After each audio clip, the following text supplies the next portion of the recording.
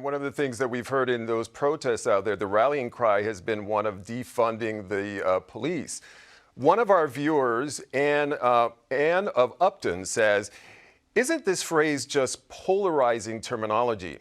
And Amy of Jamaica Plain says she used to be strongly in favor of this, but has had to call the local police a couple of times for problems in her neighborhood.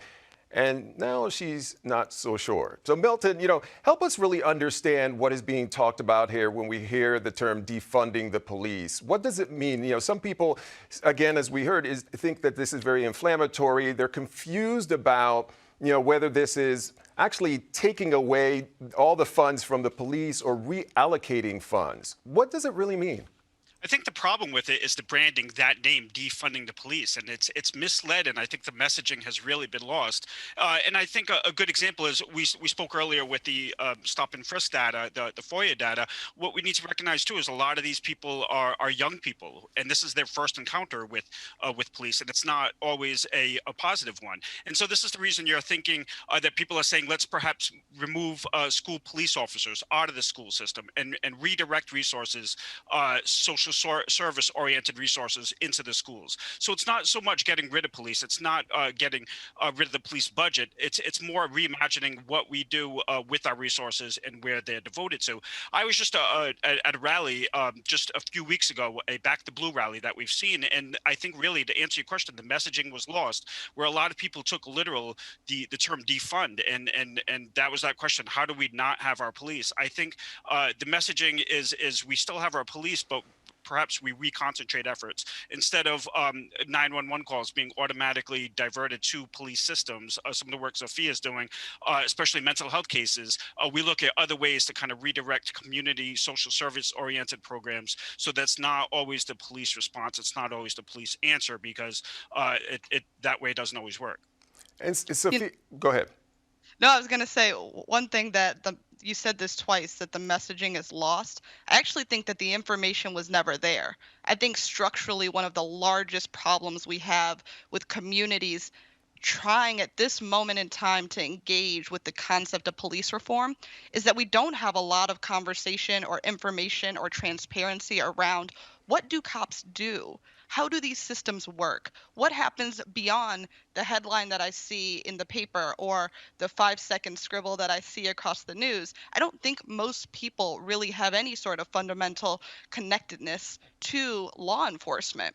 And so I think we're at a place now where we're talking about making changes, but the average citizen has no clue of the foundation of how law enforcement works and what should be changed. But Sophia, can that conversation be had in the way that it is now, where it's basically protesters out on the street and one side pitted against another, and oftentimes the real message is being lost in all of that? Well, you know what I'll say is that wherever there's smoke, there's fire. And I think one thing about seeing protests, seeing sort of a dramatic moment in time, is that it calls to people's attention that this is not something that you should overlook. This is not something that maybe is believed by one individual or an isolated incident. I think to see such a dramatic moment in time, people have to believe that in fact there is fire. And so perhaps the protest and the activism is not the only discussion, is not the only forum we should be utilizing, but it certainly is an important part of it, because I believe that the people who are closest to the harm are the ones that are out there protesting, and they are the ones with the lived experience to share that I think will advise the rest of us about what these really deep-seated problems are with law enforcement and community. And Dominique, as we focus here on Boston, what are some of those proposals for reform right now? Well, first, I think reform is sort of glossing over the fact that this system was never designed for Black people, brown people, vulnerable communities. And so that's a fundamental sort of messaging piece when you're talking about defunding, abolition, all of those things, is that reform is a trigger word for communities. And so when you're thinking about how do we bring people to the table, you can't bring people to the table with language that is not sort of culturally sensitive for all people involved. And so where some people are in this space of reform, other people are saying, this system never worked for me. I want to rebuild new things. And so the conversations that we're having are really thinking about, how do police departments work? How do you engage people to understand and educate them around the systems of public safety so that they can then make informed decisions? And so we do need all of those educational pieces to be able to make sure that folks are answering these questions as they're thinking about the plans that they're putting together. And you have to be proactive as well. So it is moving things to where they belong, 911 calls for medics and things like that.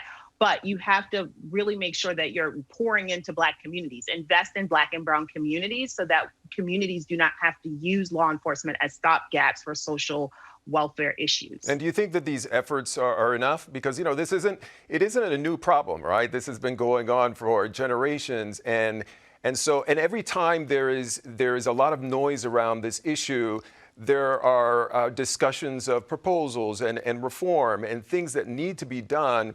You know, is what is being discussed now enough? It's a start. It's the biggest start that I've seen. So I'm a millennial, and I've never seen people blasting Black Lives Matter. I've never seen companies where people are being reprimanded for the way in which they show up when they're not supporting Black and brown bodies. I think that Gen Z and our young people are sick of this. This is not what they signed up for. We're telling them that if you go to school, if you do the right thing, if you show up and participate, that you too will be able to have a piece of the American dream. And people are fed up with that. And I think now that people are more empowered to sort of take back their agency in this conversation, you will have more of a shift. I think the young people are going to carry this work. I think that a lot of the task force and folks who are thinking about reform and reimagination, they're missing the young voice and the groups. And I encourage them to make sure that young people are part of these conversations because they have the lived experiences, they have the expertise, and they're really ready to be in the streets as well as be in these boardrooms making these decisions. Now, I want to bring in a question from our audience, and this is to anyone who wants to tackle this. The question is from Gordy, who says, how do we make police unions part of the solution instead of part of the problem?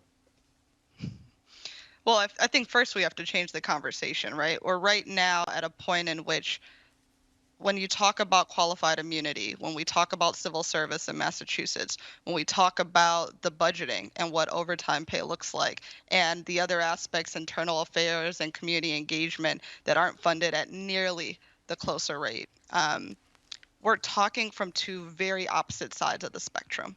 And at this point, we really need something to allow us to be able to connect. We need to, as a country, stop polarizing this issue as something that can't be thought of in a new framework, in a new way.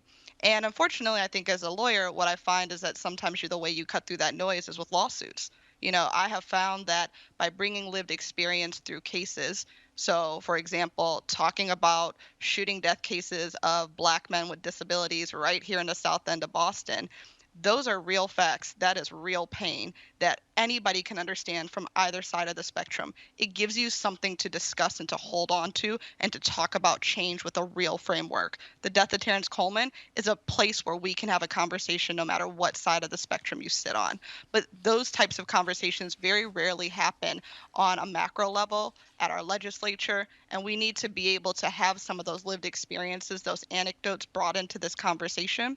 And I think that will allow us to be able to have conversations with the police unions.